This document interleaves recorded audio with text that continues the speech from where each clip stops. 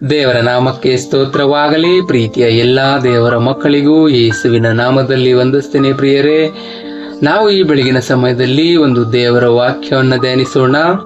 1 ಯೋಹಾನನು 2ನೇ ಅಧ್ಯಾಯದಲ್ಲಿ ಒಂದು ದೇವರ ವಾಕ್ಯ ಹೇಳುತ್ತೆ. ಪ್ರಿಯರೇ, ನಾವು ಆತನ ಆಜ್ಞೆಗಳನ್ನು ಕೈಗೊಂಡು ನಡೆದರೆ ಆದದರಿಂದಲೇ ಆತನನ್ನು ಬಲ್ಲವರಾಗಿದ್ದೇವೆಂದು ತಿಳಿದುಕೊಳ್ಳುತ್ತೇವೆ. ಆತನನ್ನು ಬಲ್ಲೆನೆಂದು ಹೇಳಿ ಆತನ ಆಜ್ಞೆಗಳನ್ನು ಕೈಗೊಳ್ಳದೆ ನಡೆಯುವವನು ಸುಳ್ಳುಗಾರನಾಗಿದ್ದಾನೆ, ಸತ್ಯವೆಂಬುದು ಅವನಲ್ಲಿ ಇಲ್ಲ. ಯಾವನಾದರೂ ಆತನ ವಾಕ್ಯವನ್ನು ಕೈಗೊಂಡು ನಡೆದರೆ ಅವನಲ್ಲಿ ನಿಜವಾಗಿ ದೇವರ ಮೇಲಾಣ ಪ್ರೀತಿಯು ಪರಿಪೂರ್ಣವಾಗಿದೆ. ಇದರಿಂದಲೇ ಆತನಲ್ಲಿದ್ದೇವೆಂಬುದು ತಿಳಿದುಕೊಳ್ಳುತ್ತೇವೆ.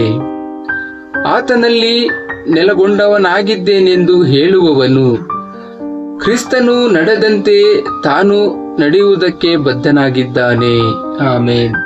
ಪ್ರೀತಿಯ ದೇವರ ಮಕ್ಕಳೇ, ದೇವರ ವಾಕ್ಯಕ್ಕೆ ಒಪ್ಪಿಸಿಕೊಟ್ಟವರಾಗಿ ನಾವು ಪ್ರಾರ್ಥಿಸೋಣ. ಸ್ತೋತ್ರ. ಕರ್ತನೆ, ಉನ್ನತನಾದಂಥ ದೇವರೇ, ಪರಿಶುದ್ಧನಾದಂಥ ದೇವರೇ, ಸರ್ವಶಕ್ತನಾದಂಥ ದೇವರೇ, ಈ ವಾಕ್ಯದ ಮೂಲಕ ಅಪ್ಪ ಒಂದೊಂದು ಮಕ್ಕಳನ್ನ ನೀನು ಆಶೀರ್ವದಿಸು, ಬಲಪಡಿಸು, ಇನ್ನು ಅನೇಕ ಮಕ್ಕಳನ್ನ ಸಂಧಿಸು. ಯೇಸುವಿನ ನಾಮದಲ್ಲಿ ಪ್ರಾರ್ಥಿಸ್ತೀವಿ ತಂದೆಯೇ. ಆಮೇನ್.